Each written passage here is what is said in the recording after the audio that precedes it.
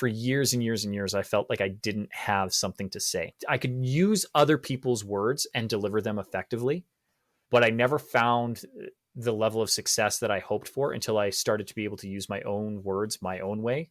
What I found was I used my own words to encourage other people to find their stories. Are you at a crossroads in your career? Ready for a change, but you're not sure how to get there? Don't worry. We are about to produce your best life together. Welcome to the Second Act Success podcast. I am your host, Shannon Russell. I am a former television producer turned boy mom. I left my dream job to find family balance, and in doing so, I produced my dream life. Now I am a business owner, podcaster, and career coach. My mission is to help other women like you find what they are truly meant to be doing. If you are ready to start over in your career or pivot to a new purpose, then get ready to be inspired by stories of women who have done just that. We will share advice and actionable tips to motivate you as you move along on your path. It is time to shine, so let's start producing your balanced life of abundance today. This is Second Act Success. Today on the podcast, we are speaking with Tyler Foley. Tyler has a touching story of turning to the performing arts after his father passed away when he was just 6 years old. In a way, the stage saved him, and he found out who he was meant to be. Years later, he is one of North America's most sought-after leaders in public speaking for professional and personal development. Let me introduce you to Tyler as he shares the twists and turns in his story of performing and building a brand and business he is so proud of. So, hey, Tyler, welcome to the podcast. Oh, it's my joy and my pleasure to be here, Shannon. This is all about second acts. I want to hear how your journey began. It's very circuitous when I look forward, but looking back, it's a straight line. My kind of journey, my life as a performer started at 6 years old. The first time I was ever on stage was on a school play. It was a Christmas pageant, and I got to play Joseph in the Nativity. For anybody who doesn't know, and you should, but if you don't know, Joseph is the star. Some would argue that baby Jesus is, but baby Jesus is played by a doll. Dolls don't get applause. Joseph gets the applause. So me and my best friend, Lisa, who played Mary, got the parents in the Nativity. And at the end of the play, I got my first round of applause and a standing ovation. And that noise, that sound, that feeling had me hooked for the rest of my life. And so for the past, 36, 37 years, I've been chasing that high. That was kind of the beginning of me being a performer. And then 2 months later, almost to the day, my father passed away in a single vehicle motor vehicle accident. And that kind of created the trajectory as well. So part of what it meant that my father wasn't coming home, and it's young, it's hard to process that. And so I think my mom thought I was emotionally shut off because I didn't really outwardly grieve. The first time I actually really grieved my father's passing wasn't until I was in the sixth grade, and the end of sixth grade, no less. My mom, I think, was a little concerned for me, and a whole bunch of things kind of conspired, right?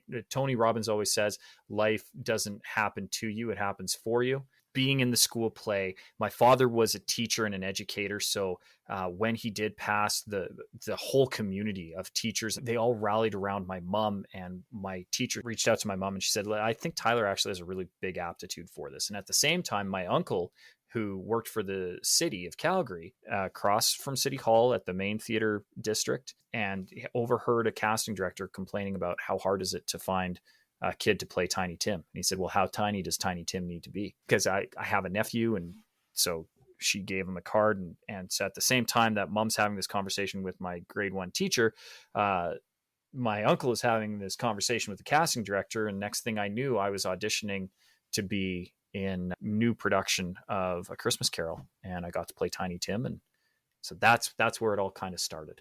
So then the bug really bit you and you were like, let me follow the applause. Let me keep doing this performing thing.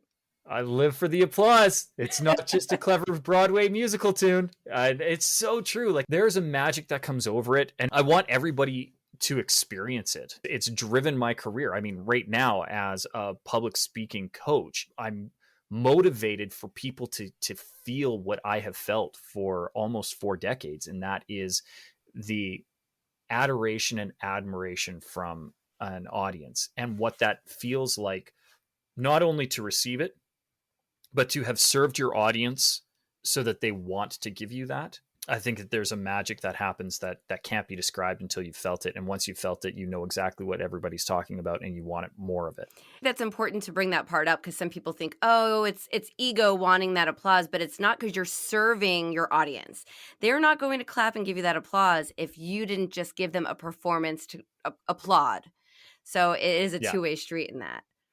And there, I have had the ego applause, and they're hollow, where you've just done a thing and people are either applauding to be polite or applauding because that's the way that it is, or it's not as rewarding. But when you have served your audience, when you've connected with them and you've given your all, and then they give you their all back in appreciation, that's soul filling. My name is Tyler Foley. I am an applause addict. It has been 2 weeks since my last standing ovation. I'm giving you one right now, Tyler. This is great. I appreciate it. Thank you. So after A Christmas Carol, did you just go on to do more theater in Calgary? So I was just doing really tiny regional stuff here. As a child performer, there's not a lot of work to do. There was a little bit of television. The nice thing about where I grew up is we do get production that comes through every once in a while in the form of like very large cinema.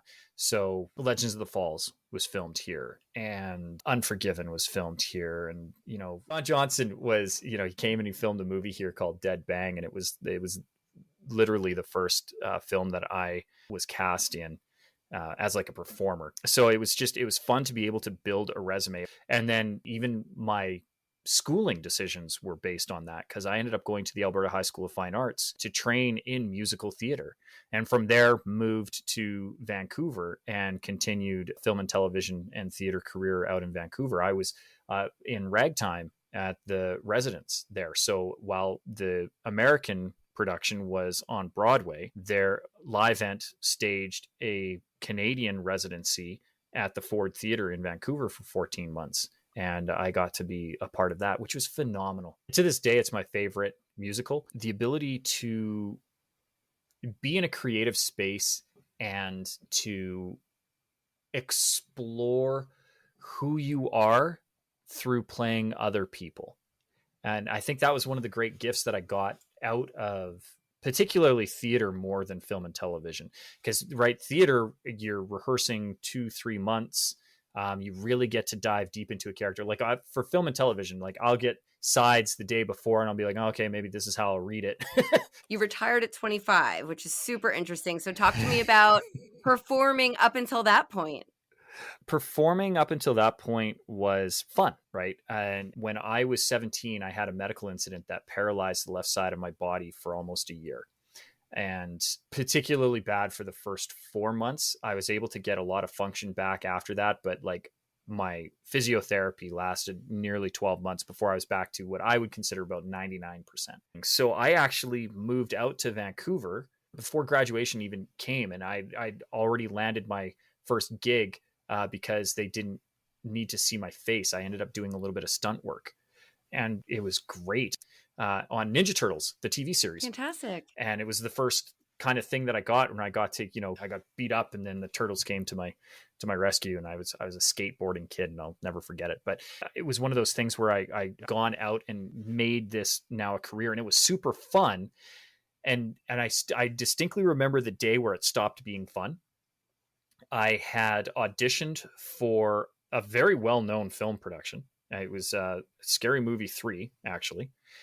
And I had gotten this audition. And then at the time I was living in a community called Penticton, which is 3 hours into the mountains from the coast. But there's about a 45-minute gap where there's a national park, and you completely and totally lose cell service. And I had gotten a call just before reaching the park. And my agent was like, they want to see you. for a callback.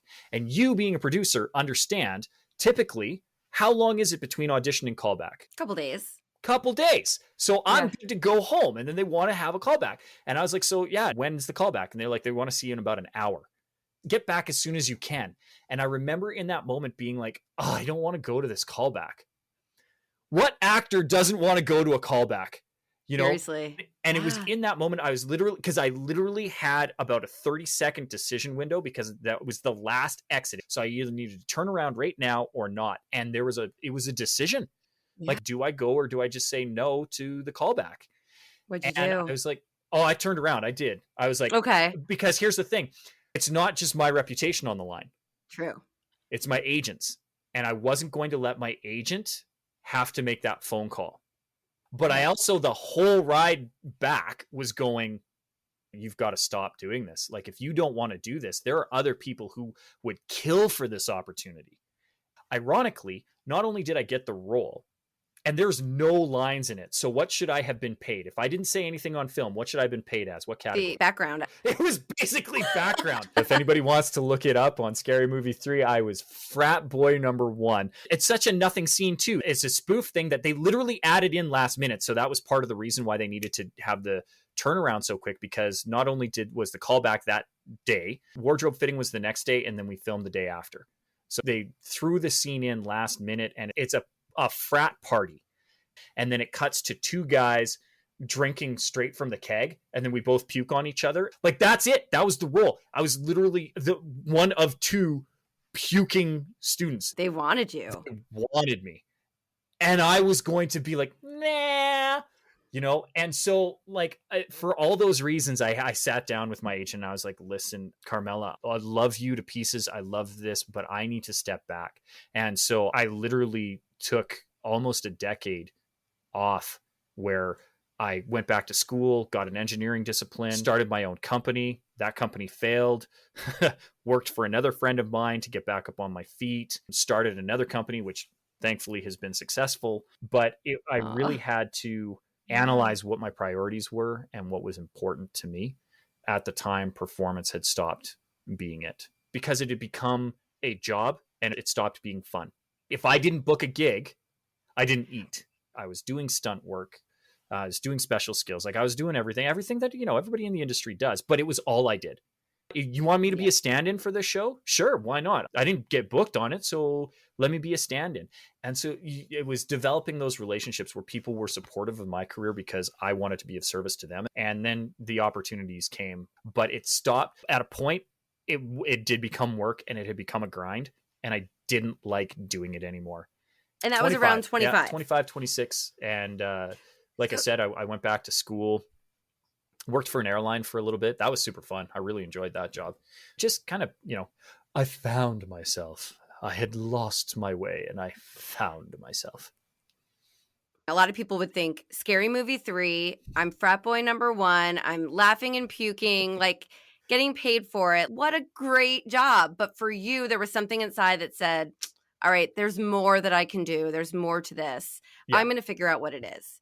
You go back to school, you try a business, it doesn't work. Talk to me about the business that did take off. Business that failed was aerial survey firm. So I did photogrammetry. Anybody who's turned on satellite view on Google Maps, I made the satellite view. So most of the satellite view is not actually satellite photography. That's aerial photography run from planes, and you stitch all those photos together. Again, I grew up around film, so I understand film. I understand apertures, exposure. Like, I got film. And so this was a really neat blend of engineering and photography that allowed me to do, and it's in my blood. So my uncle is a photogrammetrist. My other uncle is a cartographer. My grandfather was a surveyor. Like, it was in my blood. And when you are doing that kind of work, your primary client is the government. They're the primary people who use this kind of information. And when you work for the government, they need you to have a safety system. So I needed to develop the safety system, which meant I needed to get all the safety training. And so when my business collapsed, my friend Matt reached out to me and he's like, listen, Foley, I've got this job up north working in the oil sands. We're building this big, huge, multi-million dollar project, and I need a safety manager. And you have all this training. If you take these 3 other courses, I can get you your NCSO designation, and then you can go and be my safety manager. And I said, sure, why not? I'll do that. That project was big. Like, it had a lot of parties that were involved in it and billion-dollar corporations, and they would come through for these quarterly inspections. And so my job as a safety manager is to make sure everybody's being safe. And there were these guys that were working at height that were just being stupid. And one of the things that I got to do working in film and television was do some stunt work, doing high falls out of windows. And so these guys, what they were doing was unbelievably dangerous. And I'm like, listen, I used to jump out of 6-story windows, and that's safer than what you're doing right now. And it kind of like snapped them. One of the executives, they were doing the tour and going through, and they could hear me because I'm a loud actor. I have a voice that projects. And so one of the executives pulls me aside and he goes, Tyler, was that true? Did you used to jump out of windows? I was like, well, let me explain. I am an actor who used to do stunts. Doing stunts was the safest job I ever had. It's way safer than anything we do here. And I instantly regretted it as soon as it came out of my mouth. But at the same time, it was a great moment for me because he was like blown away. He's like, would you give that as a toolbox talk tomorrow? I said, sure. So morning toolbox kickoff, everybody comes in, and the executives are still there because they're usually there for 2 or 3 days overseeing stuff. I gave this quick talk. Another executive from a huge multi-billion-dollar EPCM comes by and he goes, how much do you charge for your keynotes? I was like, charge for my keynotes? I don't know. How much do I charge for my keynotes? And I knew a couple of people who were doing public speaking. How much do I charge for a keynote? And I got vastly different numbers. I got things that ranged from $3,500 to $50,000. And I'm like, I'm not charging either one of those things. Like, what do you, I don't know. So I just put down my monthly salary. And I was like, if it's wrong, they'll come back and tell me. No. Half hour later, the admin phones me. He goes, do you need that paid up front, or do you want us to cut a check for the day? I can make my monthly salary speaking for 45 minutes. How do I get this gig? And my own words, I don't have to memorize a script. Sign me up.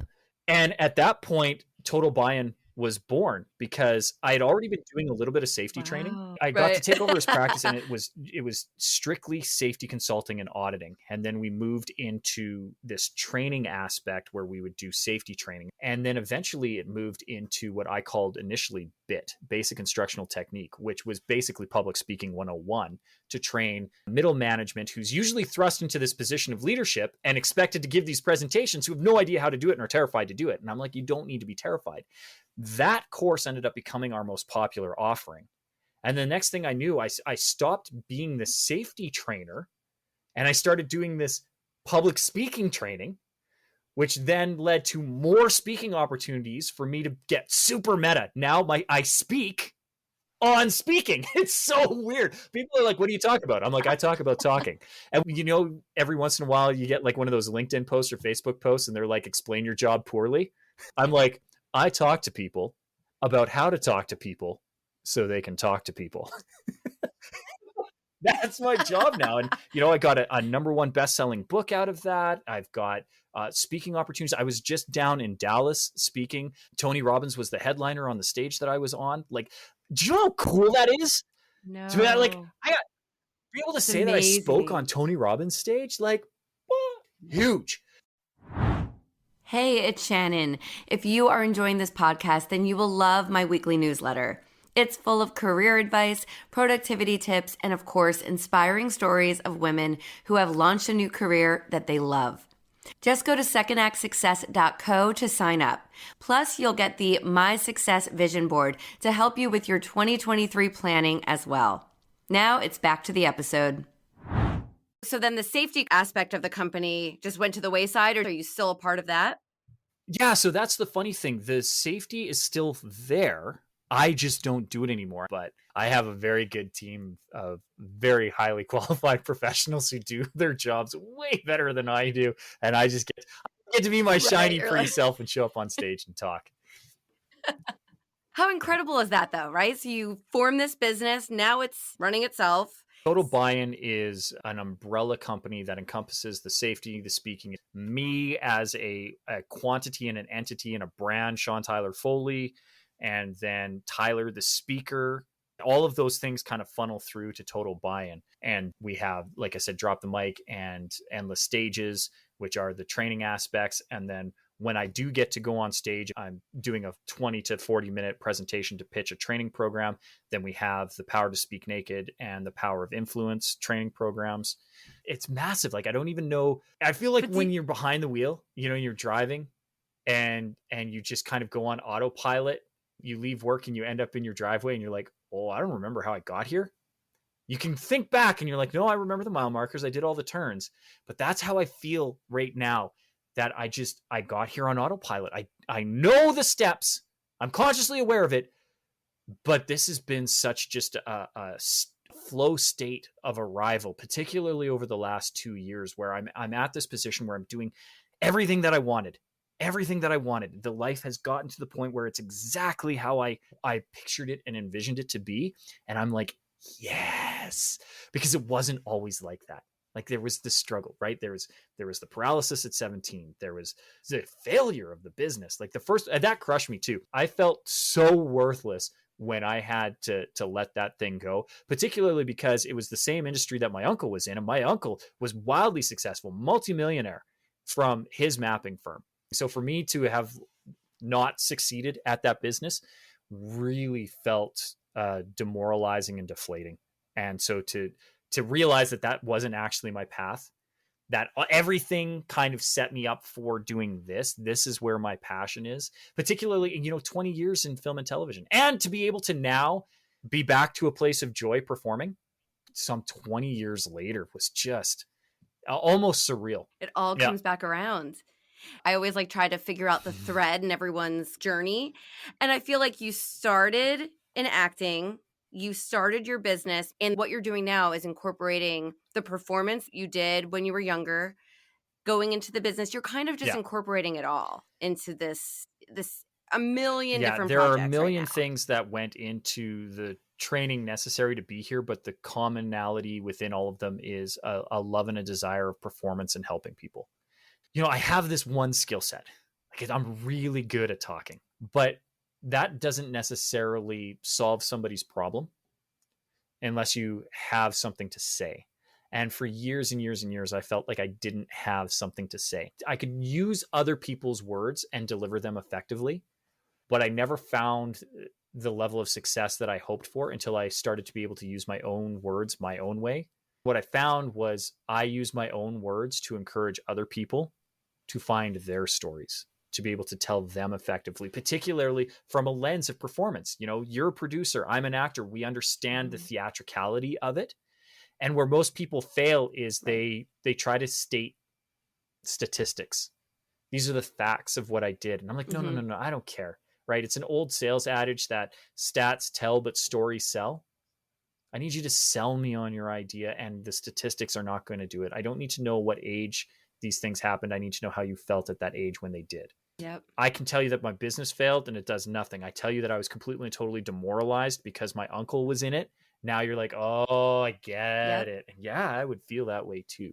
And what did you do from it? And how did it drive you? How did it motivate you? Showing people that, first of all, they do have a story, because most people think that they don't. Like, that's usually the biggest hurdle that I have to overcome in my training. What I try to show people is that everybody has a biography. Everyone has a story. And we run a really fun little workshop at the very beginning. And we can do the first bit of it right now, actually. Everybody can find their stories. Whatever age you are right now, round your age to the nearest 5, whatever it happens to be. And once you've rounded to the nearest 5, I want you to divide that number by 5. And that will create 5 time periods in your life. So for me, if I do this, I'm 43. So I'm going to have to round up to 45, and then we'll have even time periods of 9 years. And if I look at those time periods in my life, 0 to 8, what are the 2 most significant memories I have? We've talked about them both already. The first time I ever heard applause hooked me.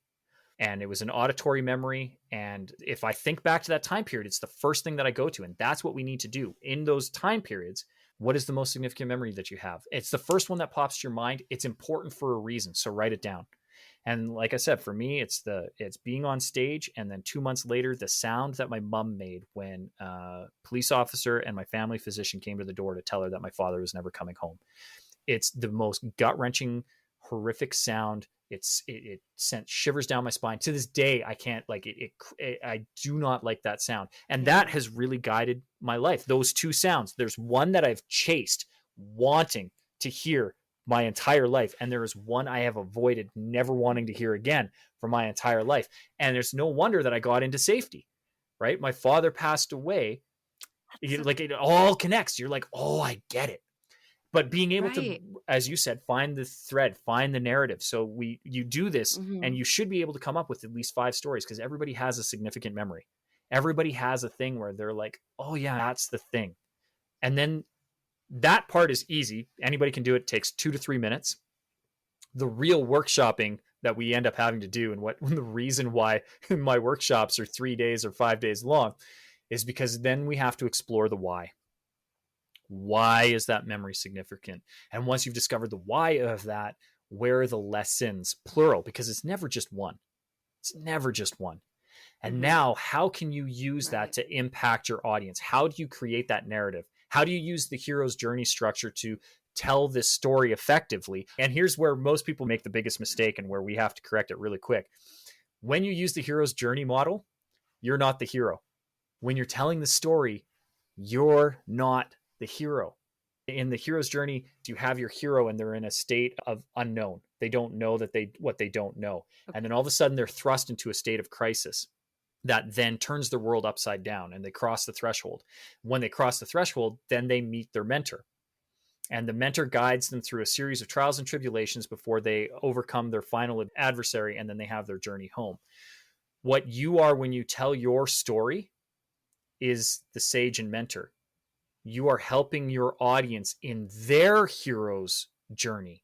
You're meeting them where they're at so that they can cross the threshold, and you're going to guide them through those series of trials and tribulations to help them overcome their adversary so that they can create their journey home. And that's the real key to effective storytelling is you're not the hero. And that's right. Everybody's like me, super ego driven and nobody likes it. But as soon as you're like you, I was there. I understand. I want to guide you through your journey. Whoa. And then if you spin your stories into that and you're like, I know, because when I was and I learned and now you can, that's when you have that really, really powerful story. That's when you can really start to change lives. And that's where I find my joy and passion now, is teaching people to do that service. And where I get the most reward is watching those people put it into practice and really change lives, because I've worked with some phenomenal speakers who have done some great work once they've overcome their fear of telling their story. That is an incredible framework of trying to figure that out. And I bet you it's interesting for you to see the wheels turning in the audience. You see them like, wow, okay, this did happen. I could It's make amazing this when something. It clicks. You know, that's why I get up every day now. That's why I get energized to do it, because I know that everybody has a story and you have no idea the impact that your story could have until you share it, because you don't know who needs to hear it until they do. You're using your power of voice to be able to share stories and teach others to share their story. And that ripple can go on and on and on. So talk to me about working with clients. If any of my listeners are looking to work with you, Tyler. Yeah, if they want to know just anything about me, the best thing to do is to go to the website, which is SeanTylerFoley.com. In fact, if anybody who's listening to Second Act Success and they're thinking, well, maybe this could be my second act, and they want to work with me, first favor is hit pause on this right now and give you a 5-star review. And if they're willing to do that, and they can tell you specifically, Shannon, what is it about Second Act Success that brings you back? What has Shannon said that has had impact to you? Then the second favor I would ask of them is that they do come to SeanTylerFoley.com, and right on the main landing page, we have a link to my Endless Stages Facebook group. Don't go directly through Facebook to get it. If you do that, you don't get the freebies that I will give you. If you give Shannon a 5-star review and come through the website, then I'll give you a free download of my book, The Power to Speak Naked. We'll give you access to my Drop the Mic trainer program, the speaker program. It's very simple, 5-minute training videos, real easy to digest, really, you can do it over a break at work and start to get that information in. And then if they want to know what it's like to work with me one-on-one, every Tuesday at 3 Eastern, noon Pacific, I go live every Tuesday for 20 minutes and do a live training presentation with whoever happens to show up on the call. So if you want to know what it's like to work with me one-on-one for free, that is the best way to do it. And then my Power of Influence training, which is the 3-day program, if they want to do that. And that's typically $1,500. It's an investment, but we try to over deliver as best we can. So if you want to really be a powerful communicator, you want to make speaking a bit of a career, that one, or the Power to Speak Naked, which is the 5-day workshop, which is a little bit more of an investment, will give you everything you need. Particularly if you come to the Power to Speak Naked, we'll set you up with your speaker reel. We'll get you your one sheet. We'll get you introduced to speaker bureaus and booking agents and promoters and all the people who actually have the decisions, because that's what I learned growing up in the film business, is that it's not what you know, it's who you know. And so I want to make sure that I'm introducing them to my whole Rolodex, because I've spent almost 4 decades putting it together and it's extensive. So I want them to have access to that. And so when they come to the Power to Speak Naked workshop, particularly, and they put those 5 days in and they put that work in, I want to reward them for that. So we try to do everything we can to set them up for success. Thank you, Tyler. That is amazing. And I think an investment well spent in just getting to have that one-on-one time with you, getting to really learn your whole process. So let's talk about your book, Tyler. I love the title. Tell us a little bit about what we can get if we pick it up. So The Power to Speak Naked, #1 best-selling book by SeanTylerFoley.com. It's actually, if you're wondering what the workshop would be like, half of the workshop got compressed into the book. So what I did was, I didn't write my book, I spoke my book. And so we took the best of some of the training that we do in the workshops, and we transcribed that into the book. So what they're getting is practical, easy to implement guidance on being more confident public speaking. Because most people will say, I'm terrified of public speaking. And I say, no, you're not. Almost no one is afraid of public speaking. Anybody has ever been to a restaurant and ordered food, you did 3 things. You spoke in public. If you didn't know your waitstaff, you also spoke to a complete stranger, and you asked for what you wanted and received it. So this notion that we're afraid to speak in public, that we're afraid to speak to strangers, and that we're afraid to ask for what we want is null and void. If your fear is that the people in public are looking at you, you're not afraid of speaking in public. You're afraid of public judgment. Mm-hmm. And good point. That's what the book tackles. If you have the courage to admit that you're not afraid of public speaking, you're afraid of public judgment, oh man, do the doors open up. And then I can talk to you about how to find your confidence. The fact that you don't need to be afraid of your audience. Your audience is on your side.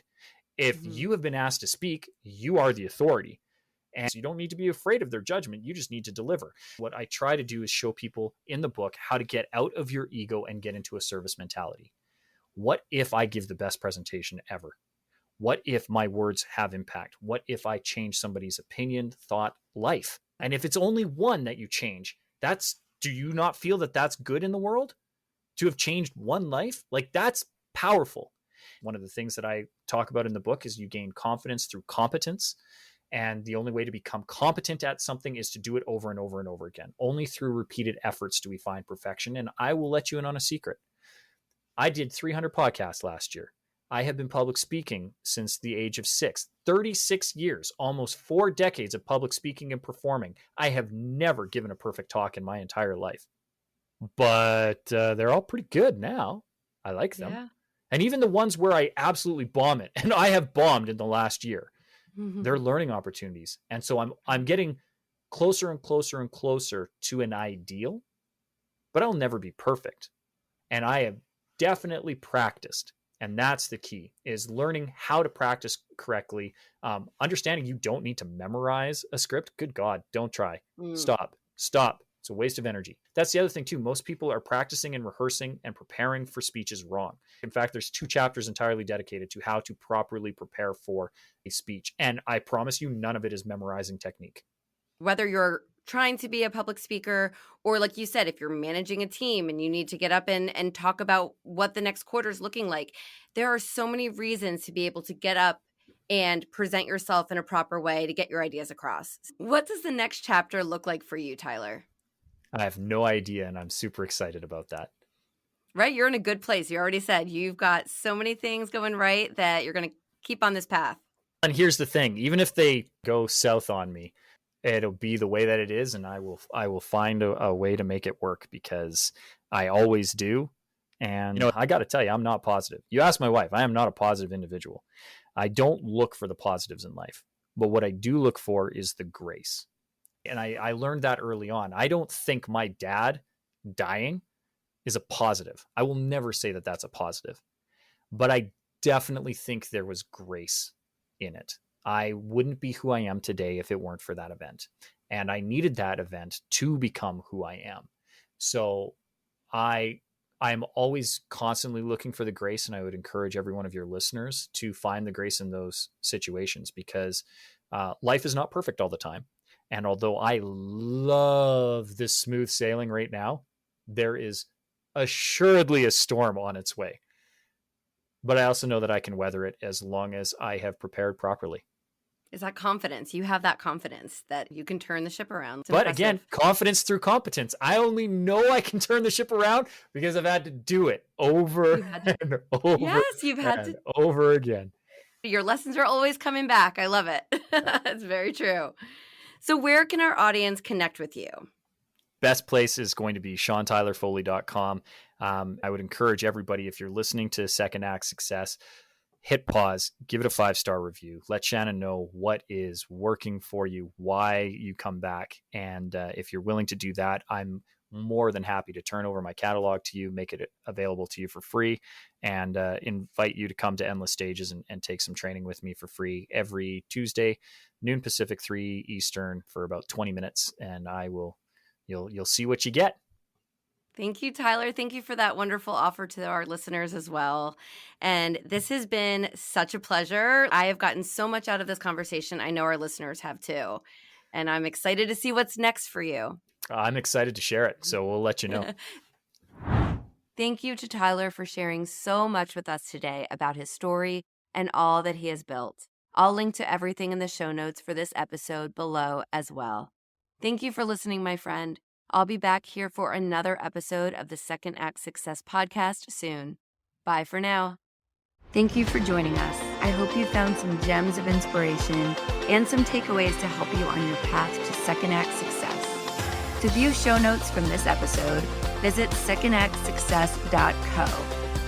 Before you go, don't forget to subscribe to the podcast so you don't miss a single episode. Reviews only take a few moments, and they really do mean so much. Thank you again for listening. I'm Shannon Russell, and this is Second Act Success.